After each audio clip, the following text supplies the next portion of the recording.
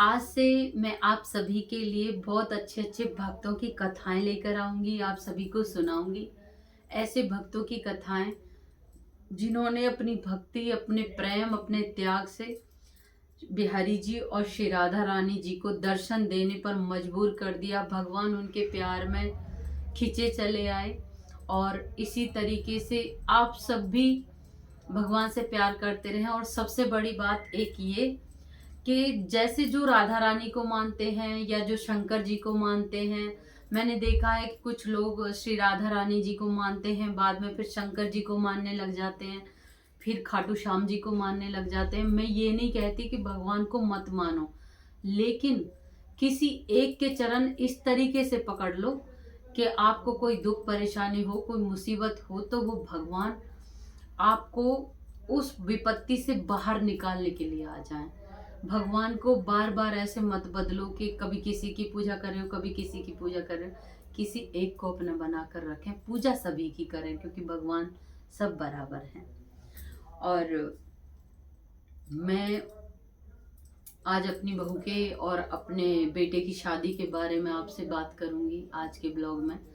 मेरे बेटे की शादी हुई, किस तरीके से हुई, कैसे हुई, ये तो मैं ही जानती हूँ। लोगों को तो कुछ भी बोलने से मतलब है, लेकिन मैं अपनी बहू को लक्ष्मी मानती हूँ और उसका धन्यवाद करती हूँ इस बात के लिए कि उसके आने से मुझे जो लोगों के ऊपर, चेहरों के ऊपर चेहरे लगे थे ना, वो साफ दिखाई दे गए और उनका मखौटा मेरे सामने उतर गया। जिस तरीके से लोगों ने मेरे साथ बर्ताव किया है, ऐसे लगता है जैसे मैंने कोई शादी नहीं की, मैंने कोई चोरी कर ली किसी की।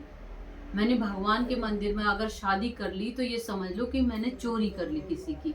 लेकिन मुझे उस चीज़ से कोई फर्क नहीं पड़ता। मैं श्री बांके बिहारी जी को, श्री राधा रानी को ही अपना परिवार मानती हूँ, अपना रिश्तेदार मानती हूँ और अपना सब कुछ मानती हूँ। मैं सोचती हूँ कि श्री राधा रानी और बिहारी जी और मेरा 5 लोगों का परिवार, बस यही मेरी दुनिया है और यही मेरा संसार है। तो और उन लोगों को मैं कैसे बताऊं कि मुझे क्या मिला है इस शादी में। उन लोगों को मैं कैसे समझाऊं कि मैंने क्या पाया इस शादी में।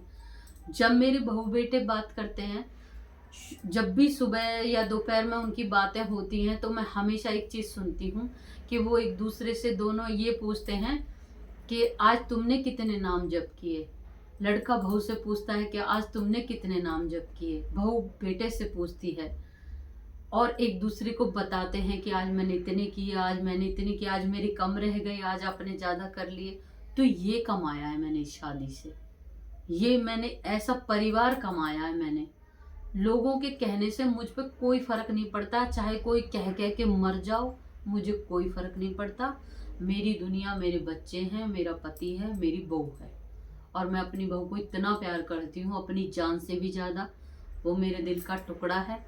और आज मैं ये बात सबको बता दूं कि मैं अपने बेटों से भी ज़्यादा अपनी बहू से प्यार करती हूँ, क्योंकि मेरी बहू ने मुझे दुनिया की हकीकत दिखाई है। उसके आने से मुझे सबके बारे में पता चला है। हाँ, कुछ लोग जो मुझे मेरे लायक नहीं लगे, वो मैंने अपनी ज़िंदगी से निकाल कर फेंक दिए। और जो कुछ लोग अच्छे थे, उनको मैंने अपनी ज़िंदगी में संजो के रख रखा है। तो आप सभी भी सबसे पहले अपने परिवार को मायने दें। दुनियादारी के बारे में बिल्कुल नहीं सोचें, क्योंकि ये दुनिया किसी की सगी नहीं हो सकती, रिश्तेदार किसी के सगे नहीं हो सकते। आप सिर्फ अपने परिवार को ही अपना सगा समझें और अपने परिवार को ही अपनी पूरी दुनिया समझें। आप सभी जो सास हैं, खासकर मैं उनसे कहना चाहती हूँ कि मेरा पार्लर का काम है और बहुत सी औरतें आती हैं, बहुएं आती हैं, जो बताती हैं कि मेरी सास मेरे मायके वालों के बारे में गलत बोलती हैं, गाली गुप्ता करती हैं। तो आप ऐसा बिल्कुल मत करो, क्योंकि जब आप उनके मायके वालों की इज्जत करोगे तो ही वो आपकी इज्जत करेंगे। किसी के बारे में गलत मत बोलो। अगर आपको कोई चीज़ गलत लगती भी है ना, तो भी आप गाली गुप्ता या कुछ उल्ट सुल्ट मत बोलो। इससे आपकी बहू का स्वभाव बिगड़ जाएगा और वो आपके खिलाफ हो जाएगी।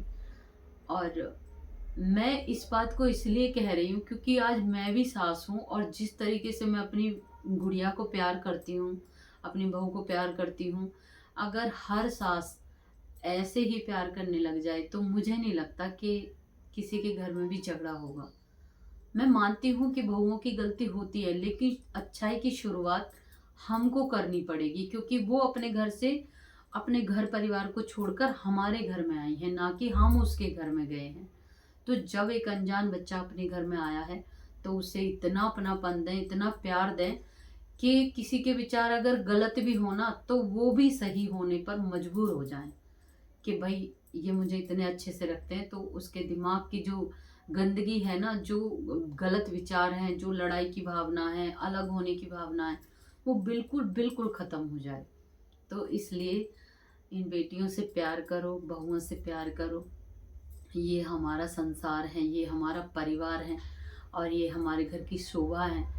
अपनी बहुओं को बहुत प्यार करो और सबसे बड़ी बात, अपनी बहुओं के साथ काम कराया करें, क्योंकि मैं देखती हूँ कि जवान-जवान सास जो बन जाती हैं, वो बिल्कुल बिस्तर पे बैठ के और बहुओं को ऑर्डर देती रहती हैं, ये करो, वो करो। नहीं भाई, वो भी किसी की बेटी हैं। आप अपनी बेटियों को इतना सुख साधन देती हो, बेड से उठने नहीं देते हो, तो वो भी तो किसी का बच्चा है। आप उनके बारे में भी अच्छा-अच्छा सोचो, ताकि वो आपको माँ के जैसा प्यार कर सकें। मैं तो बहुत भाग्यशाली हूँ और मैं श्री राधा रानी से प्रार्थना करती हूँ कि हमेशा मेरा घर, मेरा परिवार ऐसे ही बना रहे। सबसे बड़ी बात, दुनिया के बारे में मत सोचो। दुनिया एक नंबर की, दुनिया के बारे में मत सोचो बिल्कुल भी। दुनिया के लोग कभी किसी को अच्छा देख के खुश नहीं हो सकते। वो हमेशा ये कोशिश करेंगे कि इसके घर में झगड़ा क्यों नहीं हो रहा है, इसके घर में कोई ड्रामाबाजी क्यों नहीं हो रहा, ताकि लोग उसमें आनंद ले सकें। तो आप अपने घर की बेइज्जती खुद कराओगे अगर बहुओं के साथ गलत बर्ताव करोगे। इसलिए अपनी बहू को बहुत प्यार दो और लोगों की जलाओ।